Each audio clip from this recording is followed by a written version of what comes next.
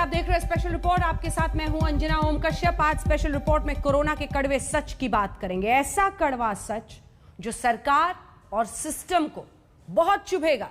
ऐसा कड़वा सच जो देश के गांव में रहने वालों के दर्द को आप तक पहुंचाएगा। कोरोना संक्रमण के बीच जब लोग घरों में रहने को मजबूर हैं और सिस्टम कान बंद करके बैठा हुआ है, उसी संक्रमण के बीच आप तक सच पहुंचाने के लिए आज तक की टीम देश भर के गांवों तक पहुंची है। गांव में रहने वालों की आवाज बनकर उनकी आपबीती सरकार को सुना रही है। आज हमारी ग्राउंड रिपोर्ट देखकर आपको पता चलेगा, अगर आज तक गांव में नहीं पहुंचा होता तो शायद हकीकत कभी दुनिया के सामने नहीं आती।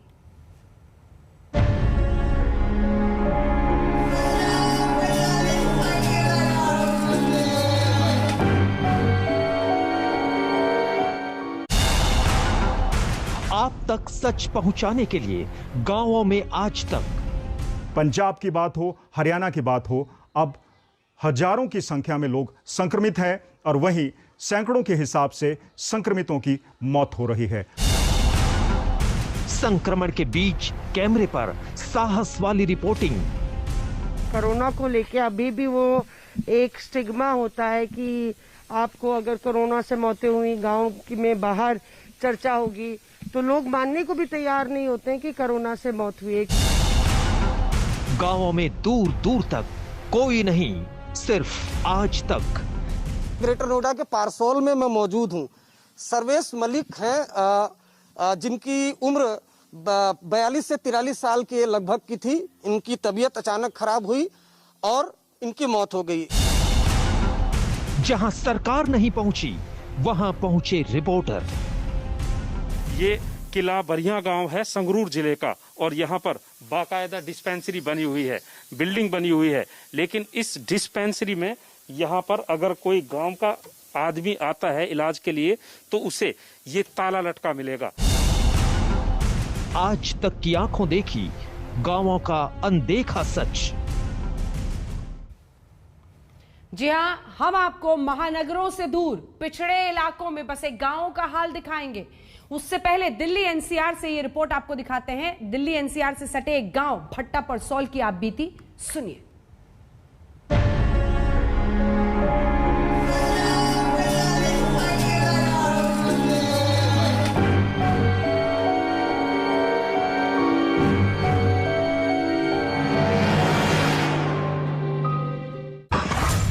गांव भट्टा परसौल, नोएडा। इस गांव में कितनी मौतें हुई और क्या टेस्टिंग और टीकाकरण से लोग संतुष्ट हैं या नहीं, यानी रिपोर्ट कार्ड में ये गांव पास हुआ या फेल।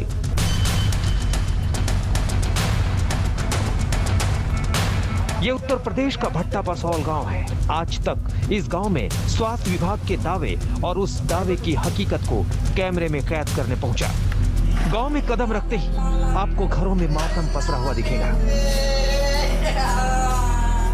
ये आंसू कोरोना काल में बदइंतजामी से मिले गहरे जख्मों के। सर्वेश मलिक अब इस दुनिया में नहीं है। रोहित के सिर से पिता का साया उठ गया। सर्वेश मलिक हैं, जिनकी उम्र 42 से 43 साल के लगभग की थी। इनकी तबीयत अचानक खराब हुई और इनकी मौत हो गई। इनके बेटे हैं, हम उनसे बात करते। अपना नाम बताइए। रोहित मलिक। रोहित, कितने तारीख को आपके पिताजी की तबीयत खराब हुई? क्या हुआ था, कैसे आपने? 1 तारीख को बुखार चढ़ा जी, 2 दिन चढ़ा ना, 1 से 2 तारीख तक। 2 तारीख को उनको दनकौर ले गए, दनकौर इलाज करवाया 3 दिन। 3 दिन के बाद कोरोना का यहाँ घोषित कर दिया इनके दनकौर ही। यहाँ के बाद बुलंदशहर ले गए। बुलंदशहर जाके भर्ती करे अस्पताल में। वहाँ जी गए, उनने लिकाट दिए है। उनको ऑक्सीजन ना मिल पाई, ऑक्सीजन नहीं मिल पाई। ऑक्सीजन की वजह से रेट गिर गए। उनने बोल दिया कि घर ले जाओ। घर आके 10 मिनट जिए, सांस तोड़ दिया। 35 साल के राजवीर की मृत्यु कोविड से हुई, लेकिन घर वालों को दर्द है कि वक्त रहते अगर ऑक्सीजन और इलाज मिला होता तो हालात कुछ और होते। उनमें जो सिम्टम थे सारे कोरोना के थे। हम हॉस्पिटल जाते थे दिखाने के लिए, पर वहाँ पर ना कोई टेस्ट की सुविधा थी, ना कोई वैक्सीनेशन था और ना ही कोई अच्छा इलाज मिल पाया। जब हमने आसपास घूम के हम थक गए उसके बाद में हमने फिर यहीं पे घर पे ट्रीटमेंट शुरू किया, जैसे बताते गए गर्म पानी पीना है और काढ़ा पीना है, ऐसे ट्रीटमेंट चालू किया। फिर ऑक्सीजन के लिए जब इधर उधर भटकते थक गए तो हमने एक पलवल के हॉस्पिटल में भर्ती कराया, वहाँ पे भी ऑक्सीजन मिली, पर बाद में आके वहाँ पे भी हाथ खड़े कर दिए डॉक्टरों ने। उसके बाद में फिर बचा नहीं पाए उन्हें। इसी गांव के मांगे राम ने अपने पिता को खो दिया। आज तक से बातचीत में मांगे राम का दर्द छलक उठा। ये आपके पिताजी थे? जी। कब इनकी तबीयत खराब हुई, किस तरह से अस्पताल लेके गए? 9 तारीख में तबीयत खराब हुई थी और 13 में खत्म हो गए थे। धन को ले गया था मैं, तो वहाँ बिल्कुल खत्म। इलाज वगैरह प्रॉपर? हाँ, इलाज कराया था मैंने, ऑक्सीजन कम पड़ गई थी तो उसके बाद कोविड पॉजिटिव हो गई।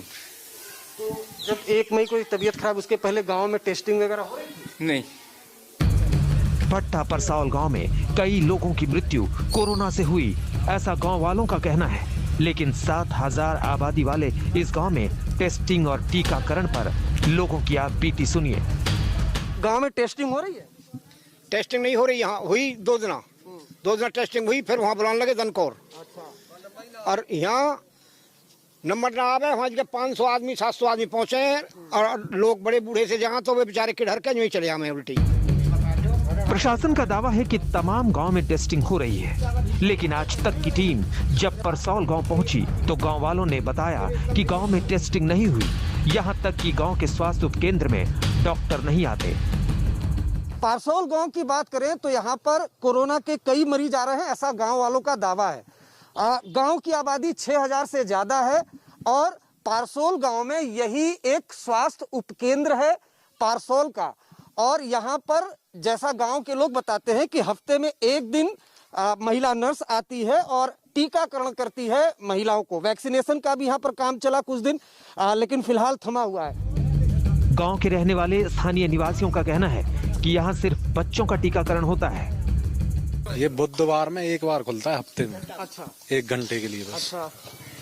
बस जच्चा बच्चा के टीकाकरण होता है, उसके सिवा कुछ नहीं। अच्छा।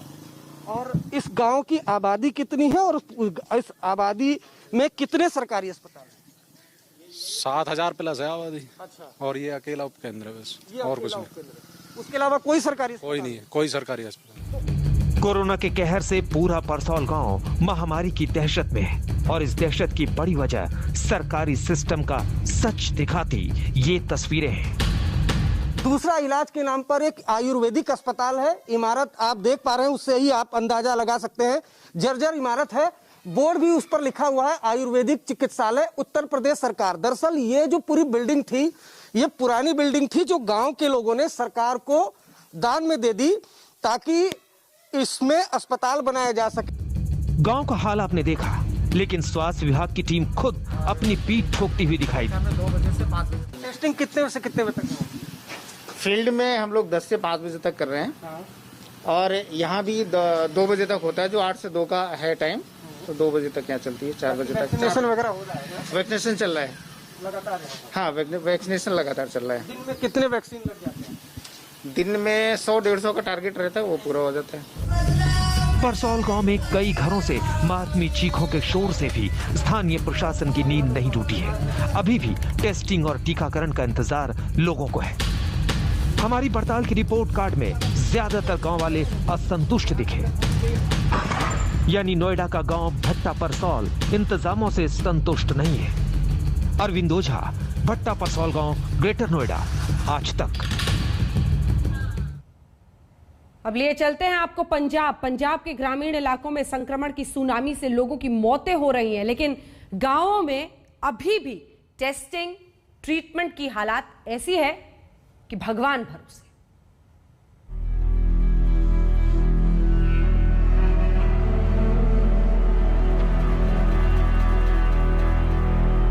पंजाब के संगरूर जिले का ये नेमेल गांव है। 7000 आबादी वाले इस गांव में पक्के मकान हैं, लेकिन ये गांव कोरोना के कहर की मार से करा रहा है। गांव में कई दर्जन लोग अभी भी कोरोना से संक्रमित हैं, तो कई सरकारी बद इंतजामी के चलते अपनी जान गंवा चुके हैं। कोरोना की महामारी का असर पंजाब के गांव में साफ देखने को मिल रहा है।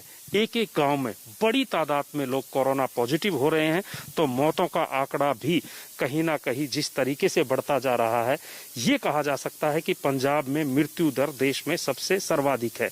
अब इस महामारी का असर कैसे दिख रहा है, ये देखिए। ये जिस गांव में हम मौजूद हैं, इस गांव की आबादी तकरीबन 7,000 के करीब है और गांव की गलियों में किस तरीके से सन्नाटा पसरा हुआ है कि कैमरे को जहां पर भी ले जाते हैं, कहीं भी कोई इंसान गांव की गलियों में नजर नहीं आता है। अगर नजर आता है तो सिर्फ सन्नाटा और ये खालीपन। आप देख सकते हैं कि गांव के घरों में ये गेट खुला हुआ है, घर के अंदर लोग मौजूद हैं, लेकिन कोई भी गांव के बाहर नजर नहीं आता है।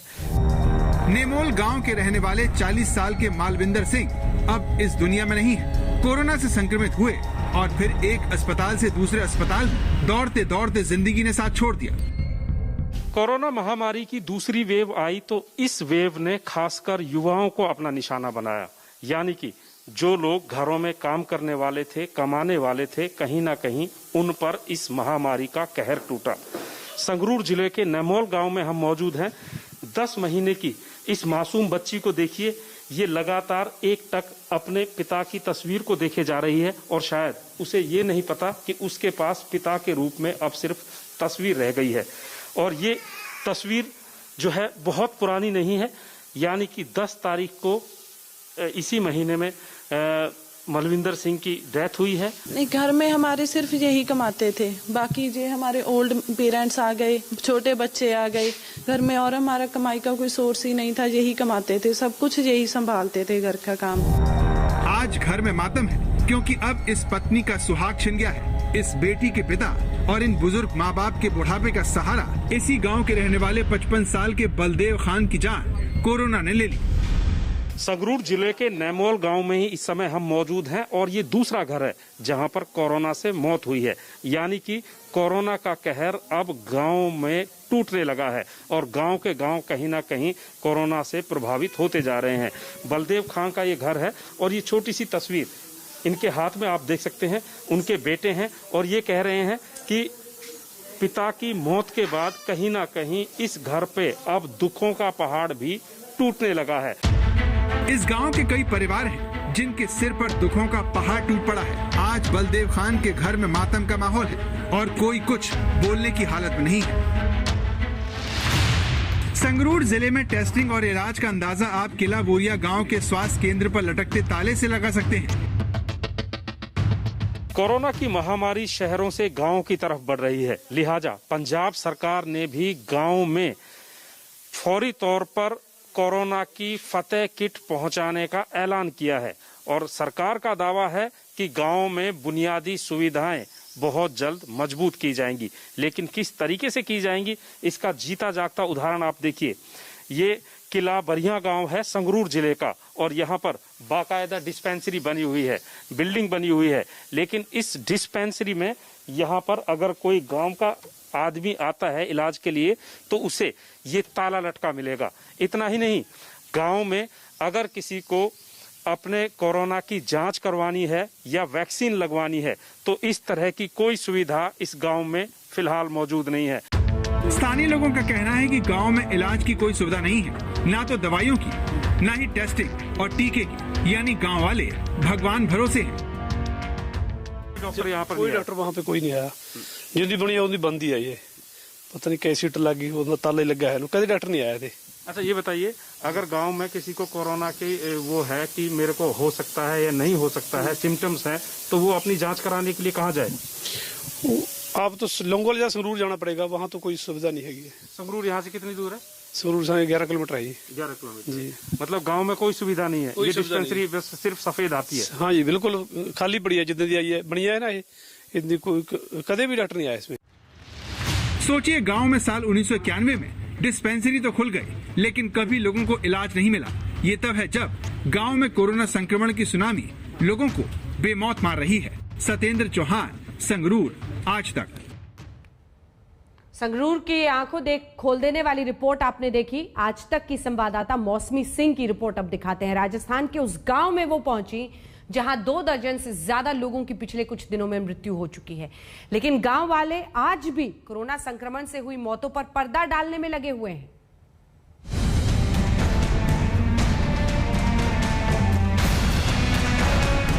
राजस्थान के झुंझुनू का छपोली गांव, इस गांव में 2 दर्जन से ज्यादा मौतें हो चुकी हैं। लेकिन छपोली में इन मौतों को क्या सरकारी आंकड़ों में छिपाया गया? क्या टेस्टिंग और टीकाकरण इस गांव में हो रहा है? आज छपोली गांव के लोग सरकार को कितना नंबर दे रहे हैं, आपको दिखाते हैं। आंखों में आंसू और अपनों को खोने का दर्द, छपोली गांव में रहने वाले कई परिवारों की खुशियों को ग्रहण लग चुका है। तो क्या कोरोना संक्रमण की सुनामी ने इस गांव के घर घर तक महामारी को पहुंचा दिया? आज तक की संवाददाता मौसमी सिंह छपोली पहुंची। पहाड़ियों के बीच बसा कदमकुंड यूं तो अमूमन बहुत पर्यटकों का स्थल होता था, लेकिन लॉकडाउन हुआ और उसके बाद यहाँ पे सन्नाटा पसर गया। आसपास के गांव के लोग जो है वो कभी कभार यहाँ पे आ जाते हैं और छपोली गांव जहाँ पे सबसे ज्यादा मौतें हुई हैं उसके गांव के लोग भी यहाँ पे आते हैं ठंडी हवा के लिए। अमूमन वैसे तो अनुमति नहीं मिलती, लेकिन पूरे दिन घर में बैठे बैठे करें क्या। इसमें देखिए जब हम यहाँ पहुंचे हैं तो गांव वाले यहाँ पे मौजूद हैं। छपोली गांव में कोरोना काल में हुई मौतों का आंकड़ा बहुत ज्यादा है, लेकिन अभी भी लोग मृत्यु की वजह कोरोना को नहीं मान रहे। गांव में मौतें तो काफी हुई हैं। गांव भी बहुत बड़ा है छपोली, बाकी ज्यादातर लोग काफी 80, 75, 90 के आसपास हुए हैं। पुरानी बीमारी से हुए हैं। ऐसा कोरोना से अभी मेरे गांव में कोई जांच तो हुई नहीं, 1-2 में जरूर लक्षण थे। गांव में एक साथ ये 25-30 मौतें हुई तो लोगों लगा कि भाई ये कोरोना से मौत हुई है, लेकिन ये कोरोना से मौत नहीं हुई है। 70-80 साल से ऊपर थे बुजुर्ग लोग, वो पहले से बीमार थे, कुछ मौसमी बीमारी थी, बुखार, इस तरह से उनकी मौत हुई है। लोगों को लगा कोरोना से मौत हुई है, लेकिन कोरोना से किसी मौत नहीं हुई है। उनकी रिपोर्ट आई थी वो नेगेटिव थी। इसे आप जागरूकता की कमी कहिए या फिर कोरोना को लेकर समाज में अजीब सा भय। कोरोना को लेके अभी भी वो एक स्टिग्मा होता है कि आपको अगर कोरोना से मौतें हुई गांव में बाहर चर्चा होगी तो लोग मानने को भी तैयार नहीं होते हैं कि कोरोना से मौत हुई है, क्योंकि एक वो लगता है कि गांव की बदनामी हो। गांव में वैसे तो सन्नाटा है, लेकिन बुजुर्ग से लेकर बच्चे तक कोरोना संक्रमण को लेकर सचेत है। इस बार जो माहौल है कोरोना का, उसके आने के बाद वो डर नहीं रहा। लोग आगे से जांच कराने के लिए एक्टिव है गांव में। पिछली बार जो पिछले साल आया था उसमें इतनी जो डर नहीं था लोगों को, लेकिन अब की बार जो सुना। गांव वाले तो गांव वाले, जिन घरों में मृत्यु हुई है वो भी मानने को तैयार नहीं है कि गांव में कोरोना का संक्रमण है और उसी संक्रमण से मौत हुई। थोड़ी खांसी थी पहले तो अचानक से तबीयत खराब हो गई।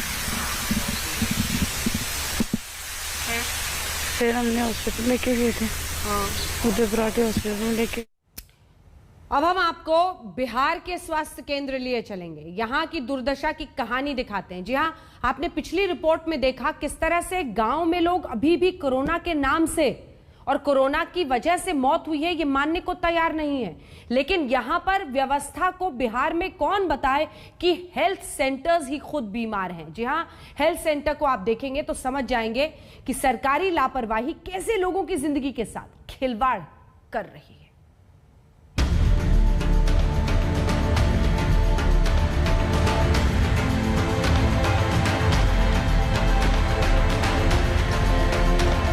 इस बोर्ड को बहुत गौर से पढ़िए। Health and wellness centre, Darbhanga जिले के नेहरा गांव में ये प्राथमिक स्वास्थ्य केंद्र है। बोर्ड को आप छोड़ दीजिए तो यहाँ पर स्वास्थ्य से जुड़ा कुछ भी नजर नहीं आता। जो कुछ नजर आएगा वो बिहार की बीमार स्वास्थ्य व्यवस्था का सबसे बड़ा प्रमाण है। ग्रामीण इलाकों में सरकार ने स्वास्थ्य केंद्रों पर बोर्ड तो हेल्थ और वेलनेस सेंटर का लगा दिया, लेकिन इन स्वास्थ्य केंद्रों का ना तो हेल्थ ठीक है और ना ही ये स्वास्थ्य केंद्र जो है वेल हैं, बल्कि पूरी तरीके से अनवेल हैं। इस वक्त हम आपको तस्वीरें दिखा रहे हैं दरभंगा ज़िले के मनीगाछी प्रखंड में स्थित ये नेहरा में अतिरिक्त स्वास्थ्य केंद्र है और इसकी भी तस्वीरें आपको हम दिखा रहे हैं कि किस बुरे हालत में ये स्वास्थ्य केंद्र है। आपको सबसे पहले ऊपर की तस्वीरें हम दिखा रहे हैं। आप देखिए ये भवन भी किस तरीके से जो है वो जर्जर हो चुका है।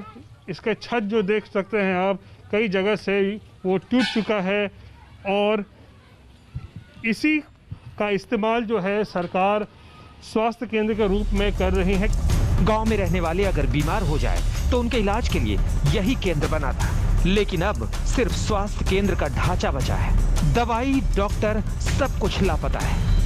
बिल्कुल खंडहर बन चुका है स्वास्थ्य केंद्र का ये हिस्सा और दरवाजे इसके देखिए बिल्कुल टूट चुके हैं। ये एक बेड यहाँ पर देखिए, टूटा फूटा बेड यहाँ पड़ा हुआ है।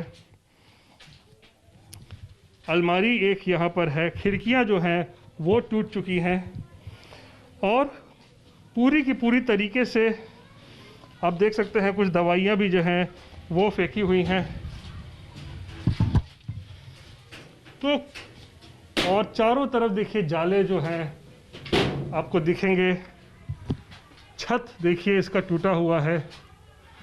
तो आपको देख के ये तस्वीरें ऐसा लगेगा जैसे कि आप किसी स्वास्थ्य केंद्र में नहीं हैं बल्कि किसी भूत बंगले में आ गए हैं। सरकार ने लोगों को इस महामारी में अपनी नसीब पर छोड़ दिया है। बच गए तो ठीक, नहीं तो मृत्यु इंसान का आखिर सत्य है। स्वास्थ्य केंद्र है, इसका फायदा मिलता है गांव वालों को? नहीं, कोनो फायदा नहीं, कोनो फायदा नहीं, कहियो नहीं, कोनो फायदा नहीं होता है सर। नहीं आता है डॉक्टर, नहीं आता है, न दवाई बीरो देता है। आज हॉस्पिटल बनेगा, कल बनेगा, बनते बनते झंडा टंगा गया, कहियो न हॉस्पिटल बनता है न कुछ होता है। नमस्कार, आप देख रहे हैं स्पेशल रिपोर्ट। आपके साथ मैं हूं अंजना ओम कश्यप और अब आइए आपको दिखाते हैं आखिर पंजाब और हरियाणा के गांव में कोरोना की दूसरी लहर ने रफ्तार क्यों पकड़ी। क्या पंजाब हरियाणा के गांव में कोरोना की तेज लहर का किसान आंदोलन से कोई कनेक्शन है? पंजाब और हरियाणा के कई गांव ऐसे हैं जो किसान आंदोलन में बढ़ चढ़कर हिस्सा ले रहे थे और अब वहां कोरोना फैला है। लेकिन कोरोना की तेज लहर के बीच भी किसान आंदोलन में किसानों का आना बदस्तूर जारी है। आइए देखते हैं ये स्पेशल रिपोर्ट।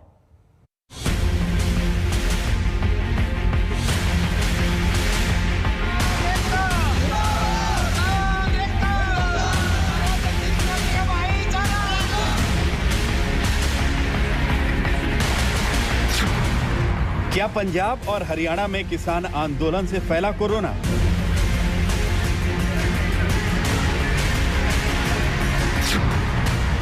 क्या किसान आंदोलन के चलते पंजाब हरियाणा में मचा कोरोना का हाहाकार?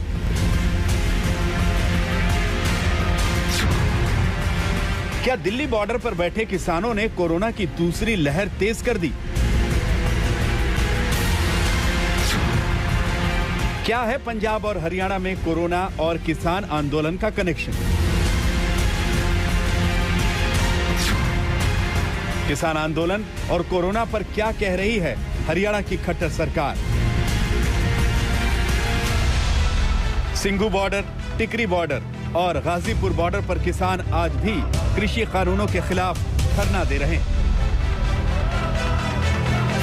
कोरोना का भयंकर काल चल रहा है और किसान आंदोलन से उठने को राजी नहीं है। किसान नेता राकेश टिकैत कह चुके हैं कि चाहे कुछ भी हो जाए वो आंदोलन खत्म नहीं करेंगे।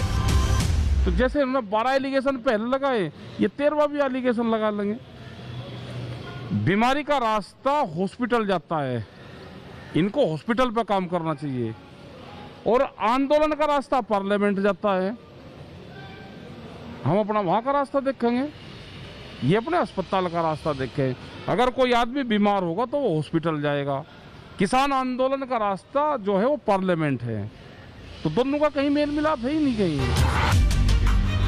जी हाँ, ये राकेश टिकैत का दावा है, लेकिन आज तक को एक एक्सक्लूसिव रिपोर्ट मिली है जो ये खुलासा करती है कि किसान आंदोलन से पंजाब और हरियाणा में कोरोना के मामलों में भयंकर उछाल आया है।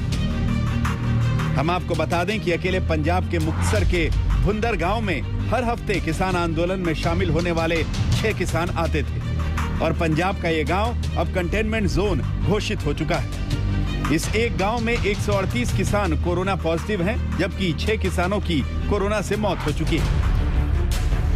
भुंदर अकेला गांव नहीं है, बल्कि पंजाब के ऐसे दर्जनों गांव हैं जो कंटेनमेंट जोन बन चुके हैं। और हरियाणा की कहानी भी इससे अलग नहीं है। हरियाणा सरकार की एक रिपोर्ट भी आज तक को मिली है, जिसमें दावा किया गया है कि किसान आंदोलन के 100 किलोमीटर के दायरे में आने वाले रोहतक के 22 गांवों में भयंकर कोरोना फैला।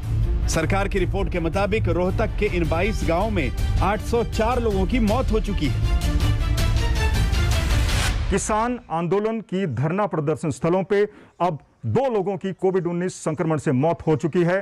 अब गांवों से जो लोग 10-12 के जत्थों में इन धरना प्रदर्शन स्थलों में पहुंचते थे, वो संक्रमित होकर गांव में लौटते रहे और लोगों को कोरोना बांटते रहे।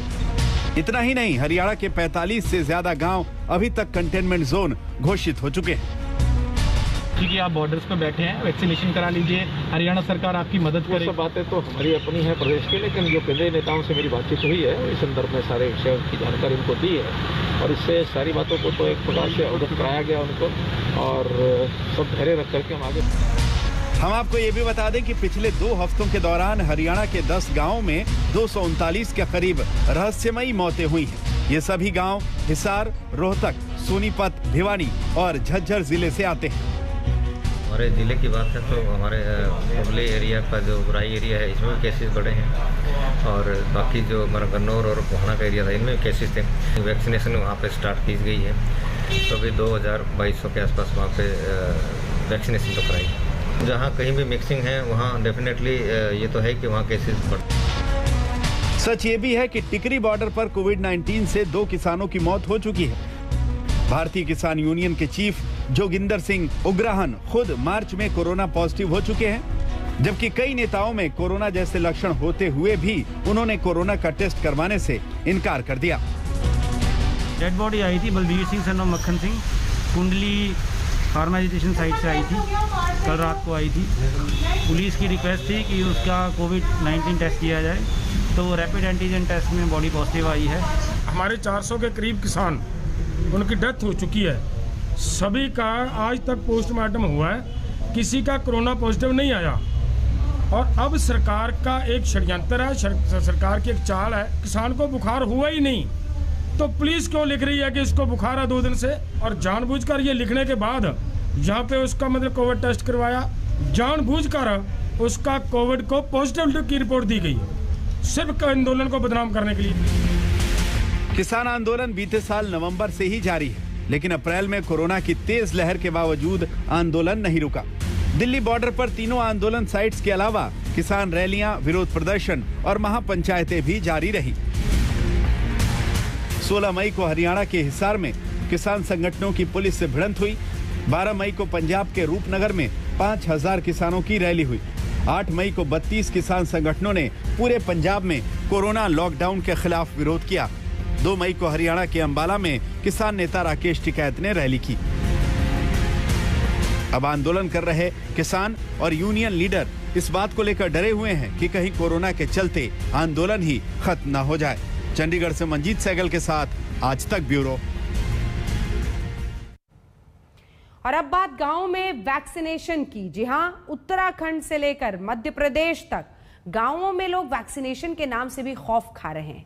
उत्तराखंड के अल्मोड़ा से आज हम आपको वैक्सीनेशन पर दिखाते हैं ये ग्राउंड रिपोर्ट। मध्य प्रदेश के भोपाल में उसके नजदीक गांव जो ज्यादातर हैं उन सब में आज तक ने वैक्सीनेशन की पड़ताल की है और जो देखा है वो हकीकत बेहद चौंकाने वाला है। लोग वैक्सीनेशन के नाम से भी खौफ खा रहे हैं।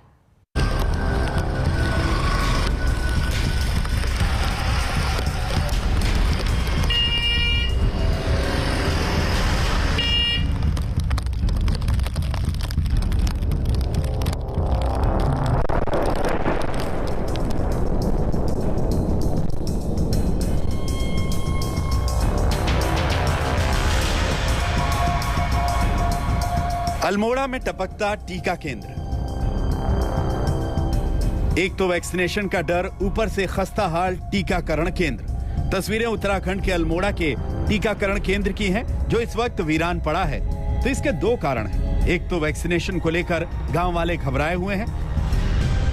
मैम, पहले तो काफ़ी उत्साह था लोगों में, पहले काफ़ी लोग आए थे, पर जब से केसेस बढ़ने लगे तो उनके मन में थोड़ा वैक्सीनेशन को लेके भी थोड़ी आशंका होने लगी कि क्योंकि जो पहले वैक्सीनेटेड हो चुके हैं लोग, उनमें से भी काफ़ी मतलब हमने देखा है कि काफ़ी डेथ्स हुई है। तो एक ये हो सकता है रीज़न कि उसके बाद थोड़ा कम आए हैं लोग, ये हो सकता है। दूसरा, 40 गांवों के लिए ये इकलौता टीकाकरण केंद्र है, यानी एक गांव वालों को 15 किलोमीटर दूर टीका लगवाने के लिए आना पड़ेगा। साथ ही इस टीकाकरण की हालत अंदर से कैसी है वो भी आपको दिखाते हैं। उत्तराखंड राज्य में टीकाकरण काफी धीमी गति से हो रहा है। उसका सबसे बड़ा कारण ये है कि टीकाकरण केंद्र बहुत कम है और जो हैं वहाँ लोग नहीं आ रहे हैं। उसका कारण ये है कि एक टीकाकरण केंद्र 40 गांव के लिए बनाया गया है और आसपास के गांव से जहां मिनिमम 10 किलोमीटर चलना पड़ेगा एक टीकाकरण केंद्र आने के लिए, लोग उतने उत्सुक नहीं हैं। पथरीला रास्ता होता है, कई बार आने की सुविधा नहीं मिल पाती है। हम जिस टीकाकरण केंद्र में खड़े हैं यहाँ पे 45 वर्ष से ज्यादा के लोगों का टीकाकरण होना चाहिए, लेकिन एक नजर घुमाएंगे तो आपको दिखेगा कि कैसा वीराना और सुनसान पड़ा है, जबकि ऐसा नहीं होना चाहिए।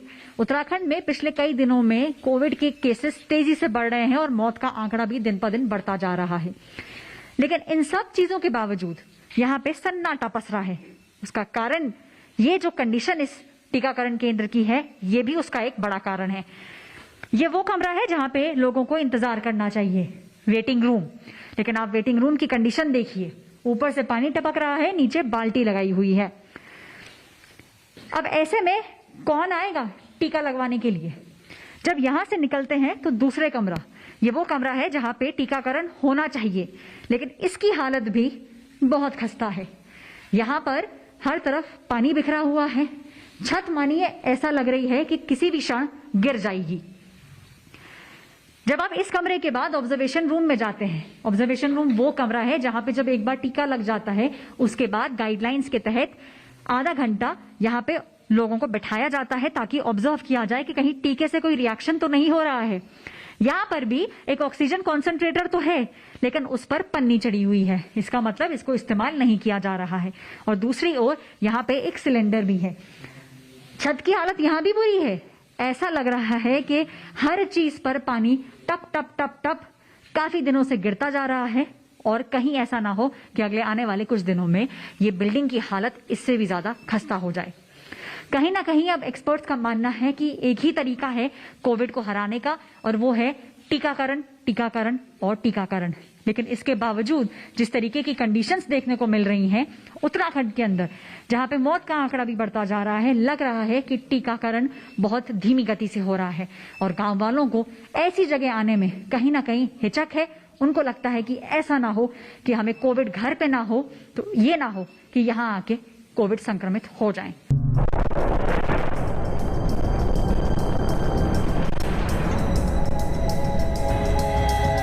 मध्य प्रदेश के गांवों में कोरोना से नहीं बल्कि वैक्सीन से डर लगता है। हम काढ़ा पीते, योगा करते, हमें डर नहीं लगता। कोरोना से डर नहीं है? क्यों? लेकिन गांव में तो कईयों को कोरोना हो गया। नहीं, हमें नहीं हुआ। सवाल यह है कि वैक्सीन को लेकर लोगों में डर क्यों है। आज तक ने इसकी पड़ताल शुरू की और हमारी टीम राजधानी भोपाल से सटे रातीबड़ गांव में पहुंची। ये गांव शहर से ज्यादा दूर नहीं है, लेकिन यहाँ के लोग वैक्सीन के नाम से ही भाग रहे हैं। बहुत सारे लोग लगवा रहे हैं, आपके मन में क्या डर है? क्यों आप नहीं लगवा रहे हैं? क्योंकि पूरी दुनिया तो वैक्सीन लगवा रही है। नहीं, कहीं ना कहीं शुरू से मेरे मन में यही रहा है कि वैक्सीन से मेरे साथ कुछ सही नहीं रहेगा, तो इस चक्कर में मैंने वैक्सीन नहीं लगवाई। तो आपके घर में बाकी लोग भी तो होंगे? बाकी छोटे हैं। अच्छा। हाँ। भोपाल से सटे गांव का ये हाल है तो सोचिए दूर दराज में क्या होगा। आदिवासी बहुल क्षेत्र बालाघाट जिला मुख्यालय से सिर्फ 4 किलोमीटर दूर पाथरवाड़ा के लोग कोरोना की वैक्सीन लगवाने को तैयार नहीं। गांव में सरकार ने वैक्सीनेशन के लिए कैंप भी लगाया था, लेकिन चंद लोग ही वहां वैक्सीन लगवाने पहुंचे। यहां डर का आलम यह है कि वैक्सीन का नाम सुनते ही लोग हाथ जोड़ने लगते हैं।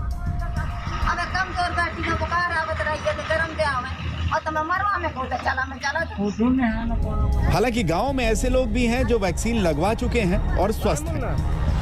वैसे तो हम गांव में जा भी रहे हैं, लोगों को समझा भी रहे हैं, लोगों को बता भी रहे हैं कि वैक्सीन लगवाइए। वैक्सीन से क्या है, इसके एक तो कोरोना का प्रकोप भी कम है और वैक्सीन लगाने से इसका महामारी का खतरा कम हो रहा है और लोगों में हमने देखा भी है जिनको वैक्सीन लग गई है वो लोग सुरक्षित हैं। तो गांव में थोड़ी भ्रांतियां हैं, तो गांव में बताने की जरूरत है थोड़ी। हम लोग बता भी रहे हैं गांव में और लोगों को वैक्सीन के लिए जागरूक भी कर रहे हैं और वैक्सीन लगवा भी रहे हैं। अभी जैसे मैंने डबल लगवाई है वैक्सीन, डबल डोज। तो मैंने जब वैक्सीन लगवाई तो लोगों ने बोला बुखार आएगा, कमजोरी होगी, लेकिन ना मुझे बुखार आया और ना मुझे कमजोरी हुई। हमारे घर पे हमारे पिताजी की उम्र है 75 साल, उनको मैंने वैक्सीन लगवाई, पहले लगवाई जब भी बुखार नहीं आया, जब डबल डोज लगवाया तब भी ना उनको बुखार आया ना कुछ है और पापा जी स्वस्थ। सरकार भी ग्रामीण इलाकों में आ रही इस चुनौती को देख रही है। बीजेपी इन सब के लिए कांग्रेस को जिम्मेदार ठहरा रही है। वैक्सीन को लेकर जो अनर्गल प्रचार विपक्ष और खासकर कांग्रेस के नेताओं ने किया, ये उसी का परिणाम है कि लोगों को गुमराह कर अपनी राजनीतिक रोटी सेकने का काम जो कांग्रेस के नेताओं ने किया, उसका परिणाम है कि लोगों में कहीं ना कहीं वैक्सीन को लेकर भ्रम है। पर मैं मीडिया को, आज तक को बहुत धन्यवाद दूंगा कि उन्होंने जन जागरण कर अब लोगों को उत्साहित किया है कि वो वैक्सीन लगाएं। आपको बता दें कि मध्य प्रदेश में 19 मई तक हेल्थ वर्कर्स, फ्रंटलाइन वर्कर्स, 18 से 44 साल और 45 साल से ऊपर के लोगों को कुल मिलाकर 93,18,922 डोज लगाए जा चुके हैं और सरकार का लक्ष्य मई महीने में ही 1 करोड़ से ज्यादा डोज लगाने का है। लेकिन ग्रामीण अंचलों में वैक्सीन को लेकर आ रही चुनौती से सरकार को जल्द निपटना होगा। आपको तेजस्वी यादव के क्षेत्र यानी बिहार के राघोपुर में स्वास्थ्य केंद्रों का हाल दिखाते हैं। आज राघोपुर का प्रतिनिधित्व आरजेडी अध्यक्ष लालू प्रसाद यादव, पूर्व मुख्यमंत्री राबड़ी देवी और अब तेजस्वी यादव कर रहे हैं, जो बिहार के उप मुख्यमंत्री रह चुके हैं। 1995 से लगातार 2010 को छोड़कर इसी परिवार ने राघोपुर का प्रतिनिधित्व किया है। आज तक की टीम ने राघोपुर के जहांगीरपुर और जाफराबाद पंचायतों में स्वास्थ्य केंद्रों की पड़ताल की है। ग्राउंड रिपोर्ट देखिए। बिहार में स्वास्थ्य व्यवस्था किस हाल में है इसका अंदाजा मेरे पीछे बने इस खपड़ैल मकान से आप लगा सकते हैं। ये खपड़ैल मकान साधारण नहीं है, ये स्वास्थ्य उपकेंद्र है। जहांगीरपुर, राघोपुर, वैशाली में हम अभी मौजूद हैं। राघोपुर वो इलाका है जहां से प्रतिपक्ष के नेता तेजस्वी यादव चुनाव जीतते हैं। यहाँ पर केवल एक बोर्ड लगा है, मकान किसी और का है, यानी कि स्वास्थ्य उपकेंद्र का अपना घर भी नहीं, भवन भी नहीं है। हम कई जगहों पर गए जहां पर भवन तो बने हुए थे लेकिन डॉक्टर नहीं थे। यहाँ न तो डॉक्टर हैं न भवन है, केवल ANM की नियुक्ति है यहाँ, जो प्रति सप्ताह में एक आध दिन के लिए यहाँ पर आती हैं और जो कह सकते हैं कि जो भी कागजी कार्रवाई करनी होती है वो करते हैं। ये देखिए, ये नज़ारा है खपड़ैल मकान के नीचे और ये अरविंद सिंह का मकान है ये, और उन्हीं के मकान में ये बोर्ड लगा हुआ है खपड़ैल घर में, और इसका नाम दिया गया है स्वास्थ्य उपकेंद्र, जो कि जहांगीरपुर में है। कोरोना का कड़वा सच गांवों से, छोटे छोटे शहरों से हम लगातार आपको स्पेशल रिपोर्ट में दिखा रहे हैं। देखते रहिए आज तक।